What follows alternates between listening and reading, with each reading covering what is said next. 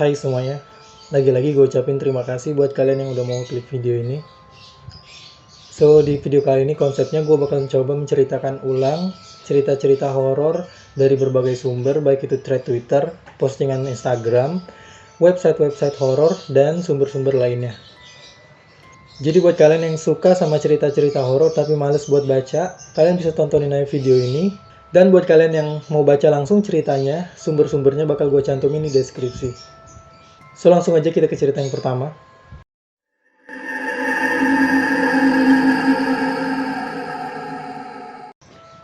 Cerita kali ini gue ambil dari thread di Twitter oleh akun @wahyuariantn_.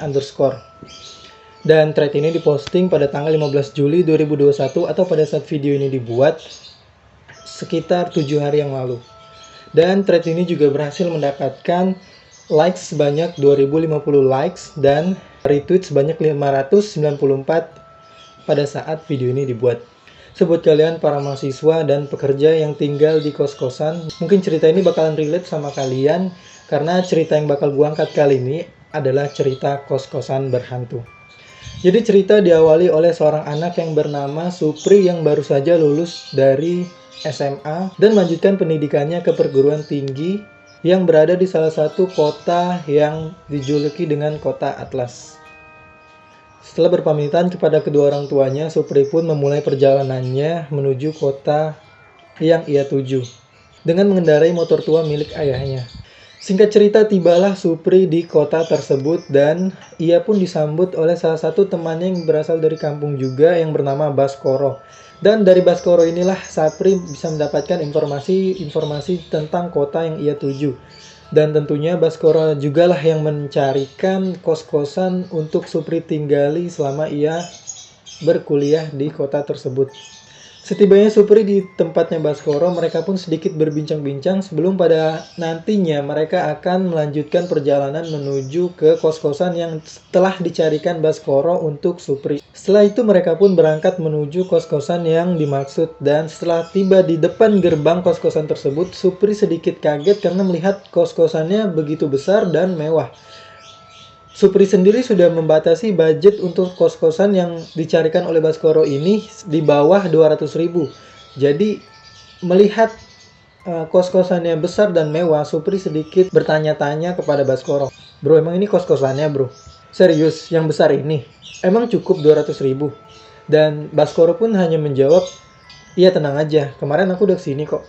Selanjutnya mereka pun memasuki gerbang kos-kosan tersebut dan disambut oleh seorang wanita renta yang menjaga kos-kosan tersebut. Wanita ini biasa dipanggil Bu Asri.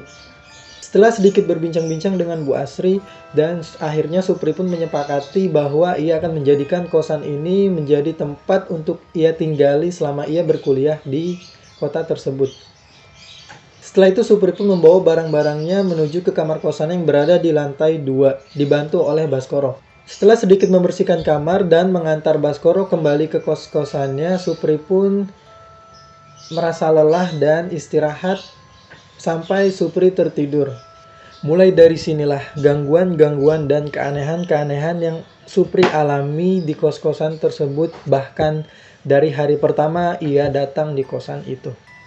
Dan di hari itu saat Supri terbangun pukul 11 malam karena ia merasa sangat lapar, lalu lagi enak-enak makan, tiba-tiba dengan samar Supri mendengar suara langkah kaki dari balik tembok kamarnya, yang mana langkah kaki ini menuju lantai 2 dan sampai pada akhirnya langkah kaki ini terhenti di kamar pojok yang berada dekat dengan kamar mandi. Sedikit informasi, kamar mandi yang ada di kosan ini itu merupakan kamar mandi luar yang jumlahnya ada 2 dan digunakan bersama penghuni lainnya. Oke, lanjut.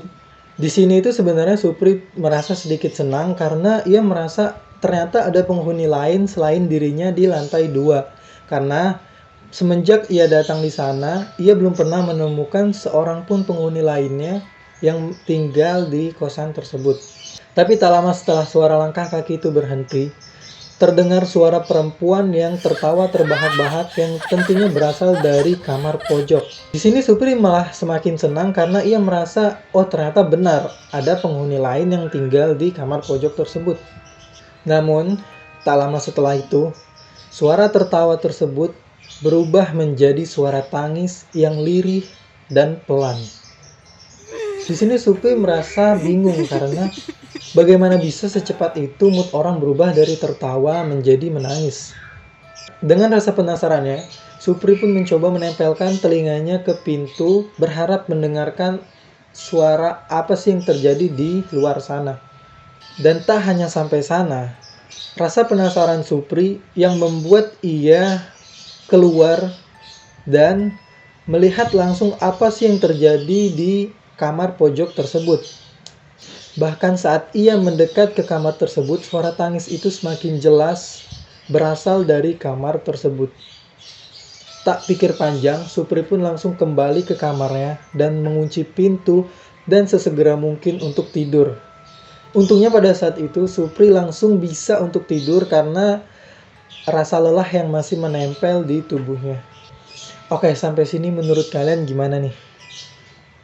Apakah ceritanya menarik? Apakah kalian percaya atau tidak? Apakah kalian penasaran dengan kelanjutannya? Apa sih yang terjadi sama Supri selanjutnya? Dan apa sih cerita dari kos-kosan itu kenapa bisa seangker itu? Oke, makasih sekali lagi buat kalian yang udah nonton video ini sampai akhir. Dan mungkin konten ini bakal rutin di channel ini, termasuk part 2 dari ceritanya si Supri tadi. Jadi jangan sampai ketinggalan. Dan buat kalian tetap jaga kesehatan dan patuhi protokol kesehatan. Bye.